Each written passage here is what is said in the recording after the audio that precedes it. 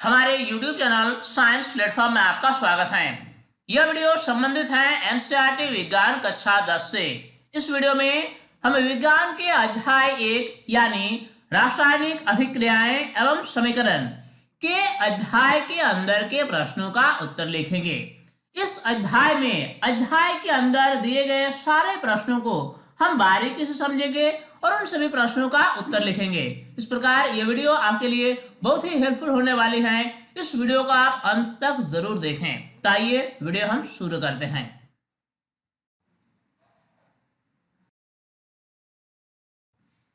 वायु में जलाने से पहले मैग्नीशियम रेवन को साफ क्यों किया जाता है? यह प्रश्न दिया गया है। इस प्रश्न का सही और सटीक उत्तर हमें लिखना है। इस प्रश्न का उत्तर हम लिखेंगे, वायु में नमी की उपस्थिति के कारण मैग्नीशियम रेवन की सतह पर मैग्नीशियम ऑक्साइड की परत जम जाती है। यह परत मैग्नीशियम रेवन के जलने में अवरोध पैदा करती है, इसलिए वायु में जलाने से पहले इसे रेगमाल से रगड़कर साफ किया जाता है। जब भी हम प्रयोगशाला में मैग्नीशियम रेवन को वायु में जलाते हैं तो इससे पहले मैग्नीशियम रेवन को साफ किया जाता है। कारण क्या है कि वायु में नमी की उपस्थिति के कारण इस रिबन की बाहरी सतह पर मैग्नीशियम ऑक्साइड की एक परत जम जाती है और यह परत रिबन के जलने में अवरोध पैदा करती है। इसीलिए वायु में जलाने से पहले इससे रेगमाल से रगड़कर साफ किया जाता है। रेगमाल एक प्रकार का कागज होता है जिस पर बालू या कंकड़ का चूरा चिपकाया जाता है, जिससे लकड़ी की चीजें रगड़कर चिकनी और साफ की जाती है।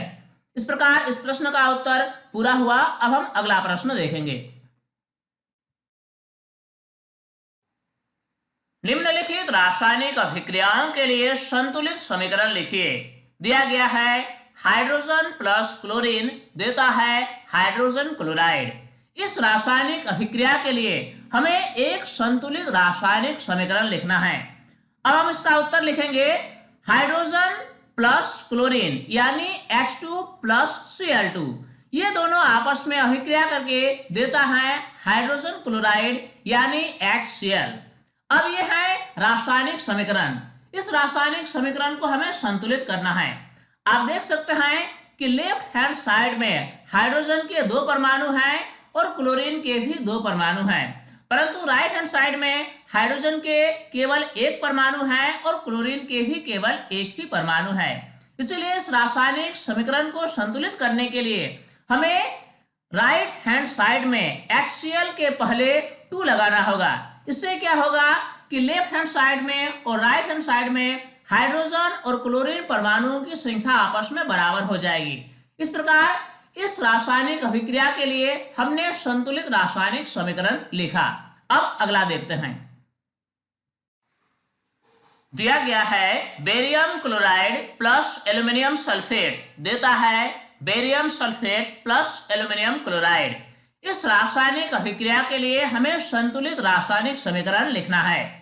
इसका उत्तर हम लिखेंगे, बेरियम क्लोराइड के लिए रासायनिक सूत्र होता है BaCl2 प्लस एल्युमिनियम सल्फेट के लिए रासायनिक सूत्र होता है Al2SO4 का होल 3। अब ये दोनों आपस में अभिक्रिया करके देता है बेरियम सल्फेट यानी BaSO4 प्लस एल्युमिनियम क्लोराइड यानी AlCl3। अब इस रासायनिक अभिक्रिया के लिए हमें एक संतुलित समीकरण बनाना है। चूंकि जो समीकरण हम देख रहे हैं ये रासायनिक संतुलित समीकरण नहीं है।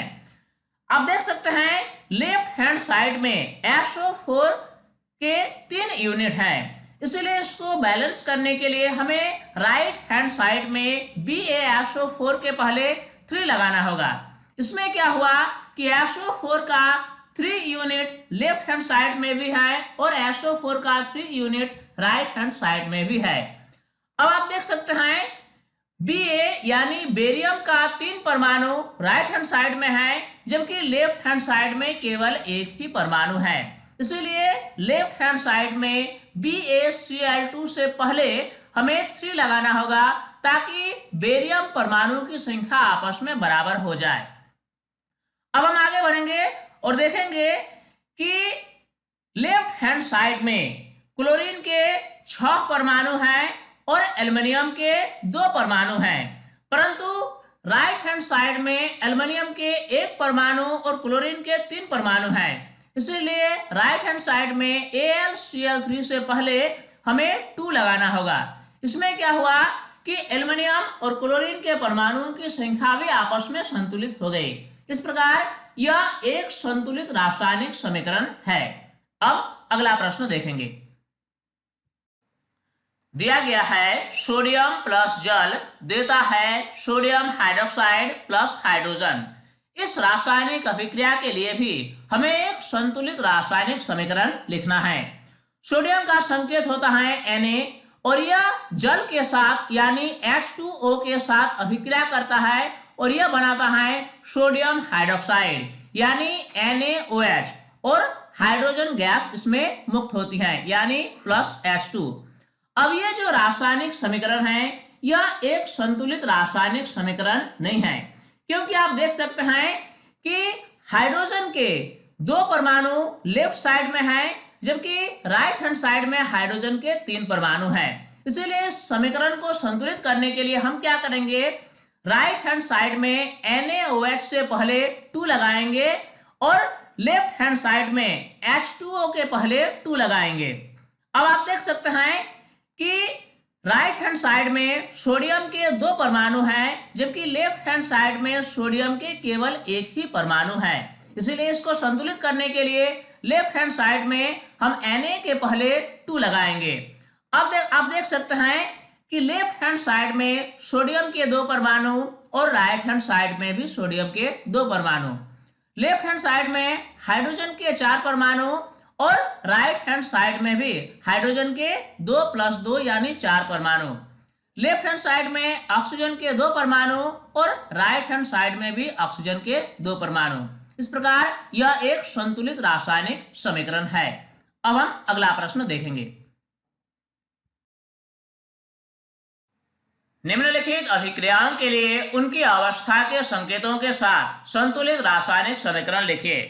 दिया गया है जल में बेरियम क्लोराइड तथा सोडियम सल्फेट के विलयन अभिक्रिया करके सोडियम क्लोराइड का विलयन तथा अघुलनशील बेरियम सल्फेट का अवक्षेप बनाते हैं। बेरियम क्लोराइड का रासायनिक सूत्र होता है BaCl2। चूंकि इसका जलीय विलयन है इसलिए ब्रैकेट में Aq लिखा गया यानी एक्वायर्ड सॉल्यूशन है। यह अभिक्रिया करता है सोडियम सल्फेट के जलीय विलयन से जिसका रासायनिक सूत्र होता है Na2SO4। चूंकि ये भी जलीय विलयन है इसलिए ब्रैकेट में Aq लिखा गया। ये दोनों आपस में अभिक्रिया करते हैं और बनाते हैं सोडियम क्लोराइड का जलीय विलयन NaCl। इसके अलावा बनाता है बेरियम सल्फेट का अवक्षेप यानी BaSO4।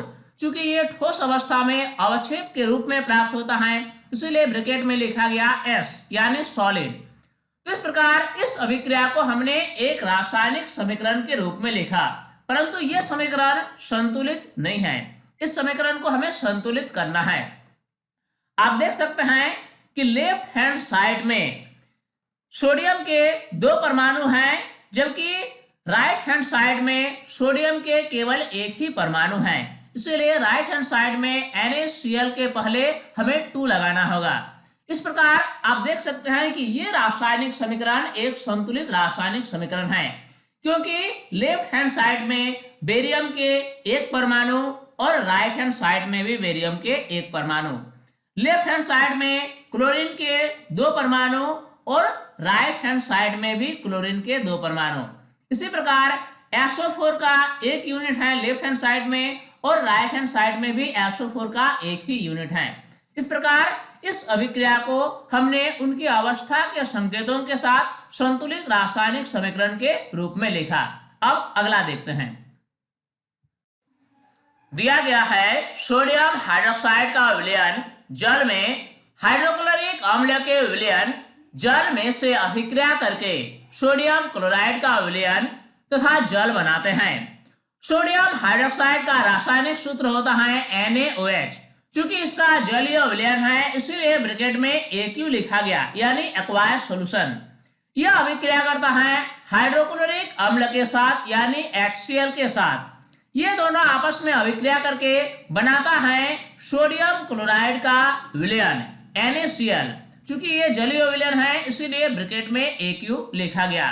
प्लस बनाता है जल यानी H2O जो कि लिक्विड के फॉर्म में होता है इसलिए ब्रैकेट में L लिखा गया। इस प्रकार इस अभिक्रिया को हमने एक रासायनिक समीकरण के रूप में लिखा। चूंकि जो रासायनिक समीकरण है ये एक संतुलित रासायनिक समीकरण है इसीलिए इससे हमें फिर से संतुलित करने की जरूरत नहीं है, क्योंकि आप देख सकते हैं लेफ्ट हैंड साइड में सोडियम के एक परमाणु और राइट हैंड साइड में भी सोडियम के एक ही परमाणु है। लेफ्ट हैंड साइड में ऑक्सीजन के एक परमाणु और राइट हैंड साइड में भी ऑक्सीजन के एक ही परमाणु है।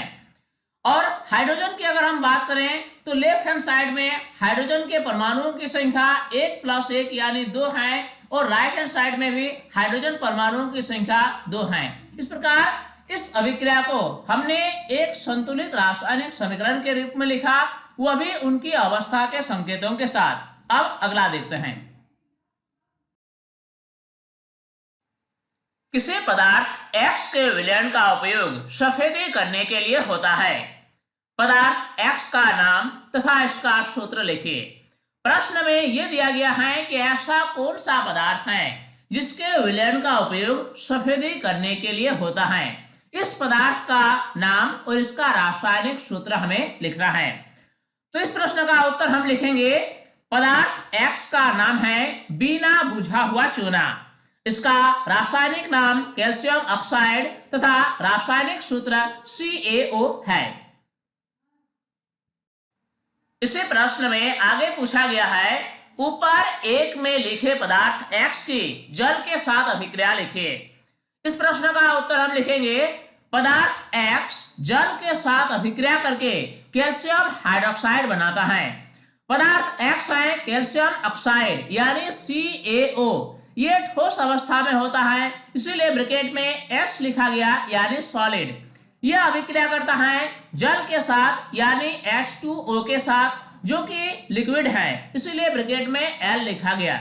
ये दोनों आपस में अभिक्रिया करके बनाता है कैल्शियम हाइड्रोक्साइड जिसका रासायनिक सूत्र है CaOH2। ये जलीय विलयन के रूप में हमें प्राप्त होता है इसीलिए ब्रैकेट में AQ लिखा गया यानी एक्वायर्ड सॉल्यूशन। इस प्रकार प्रश्न 1 के प्रश्न 2 का उत्तर पूरा हुआ। अब हम अगला प्रश्न देखते हैं। अब देखेंगे अगला प्रश्न। इस प्रश्न में पूछा गया है क्रियाकलाप 1.7 में एक परखनली में एकत्रित गैस की मात्रा दूसरे से दोगुनी क्यों है, उस गैस का नाम बताइए। इस प्रश्न का उत्तर हम लिखेंगे क्रियाकलाप 1.7 में जल के विद्युत अपघटन का उल्लेख किया गया है। आपके एनसीईआरटी बुक्स में क्रियाकलाप 1.7 में यह बताया गया है कि जल का विद्युत अपघटन से हमें कौन कौन सी गैस मिलती है और ये कैसे किया जाता है। इस प्रश्न में पूछा गया है कि जब हम इस क्रियाकलाप को करते हैं तो एक परखनली में गैस की जो मात्रा होती है वह दूसरे परखनली में गैस की मात्रा से दोगुनी क्यों है। हमें बताना है गैस का नाम क्या है।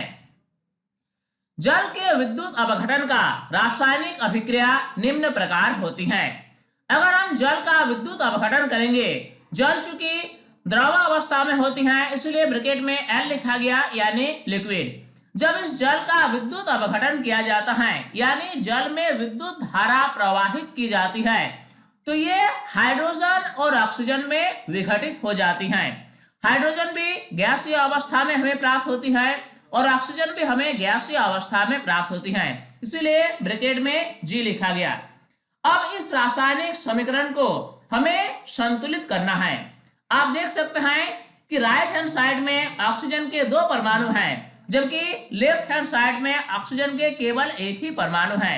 इसीलिए इसको संतुलित करने के लिए लेफ्ट हैंड साइड में H2O के पहले हमें 2 लगाना पड़ेगा ताकि ऑक्सीजन के परमाणुओं की संख्या आपस में संतुलित हो जाए। अब राइट हैंड साइड में हाइड्रोजन के केवल 2 ही परमाणु हैं जबकि लेफ्ट हैंड साइड में हाइड्रोजन के 4 परमाणु हैं। इसीलिए राइट हैंड साइड में H2 के पहले हमें 2 लगाना होगा। इस प्रकार यह रासायनिक समीकरण एक संतुलित रासायनिक समीकरण है। इस अभिक्रिया में प्राप्त हाइड्रोजन एवं ऑक्सीजन गैस का अनुपात 2:1 होता है।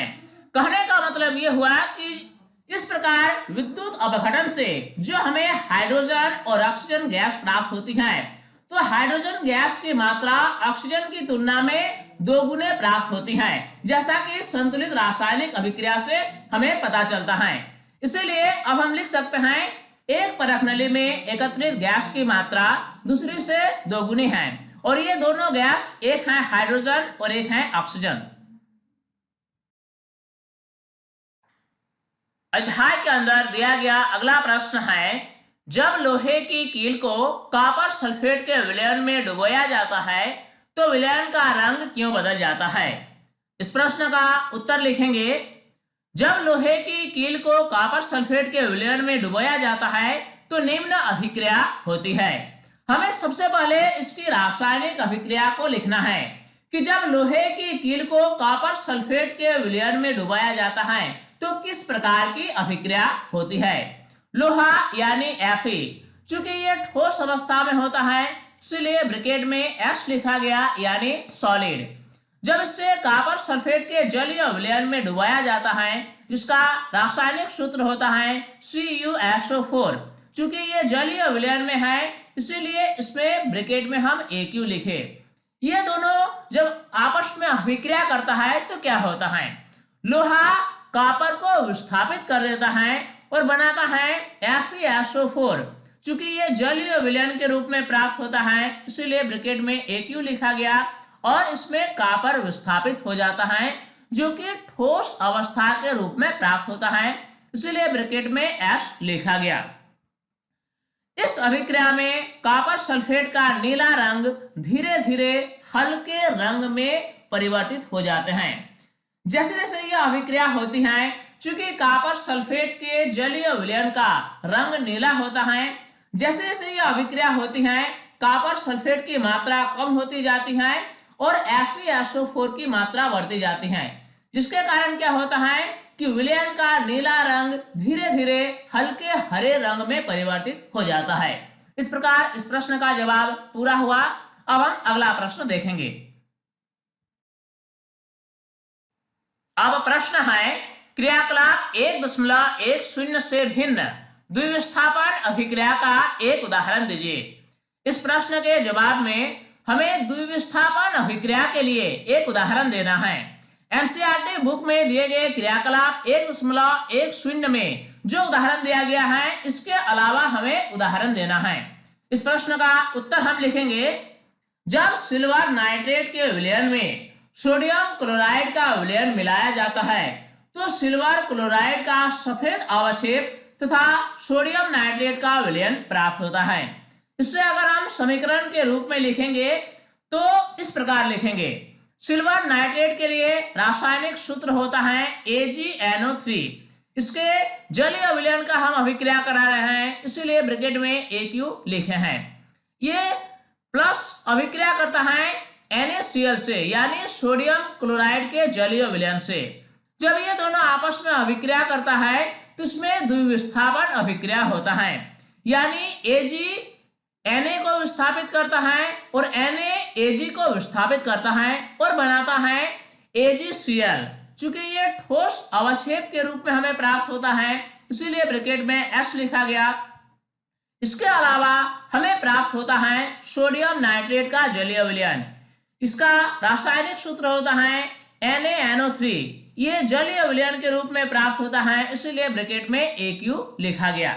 इस प्रकार इस प्रश्न के जवाब में हमने द्विविस्थापन अभिक्रिया का एक उदाहरण दिया। अब हम अगला प्रश्न देखते हैं।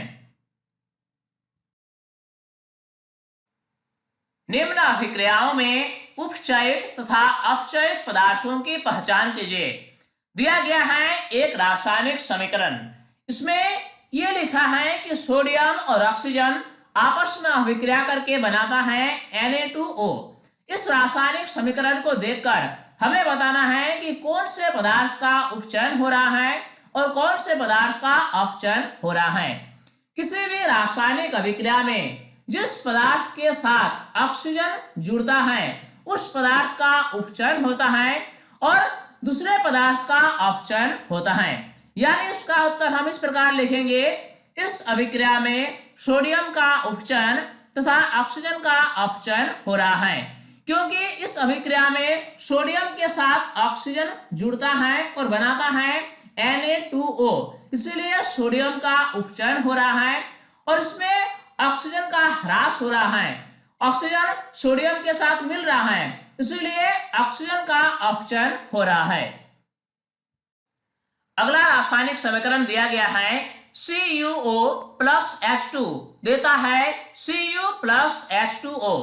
इस रासायनिक समीकरण में हमें बताना है कि कौन से पदार्थ का उपचयन और कौन से पदार्थ का अपचयन हो रहा है। इसका उत्तर हम लिखेंगे, इस अभिक्रिया में CuO का अपचयन तथा हाइड्रोजन का उपचयन हो रहा है, क्योंकि CuO में से ऑक्सीजन निकलता है, यानी CuO ऑक्सीजन ह्रास करता है, इसीलिए CuO का अपचयन हो रहा है, जबकि इसमें हाइड्रोजन के साथ ऑक्सीजन जुड़ता है, इसीलिए हाइड्रोजन का उपचयन हो रहा है।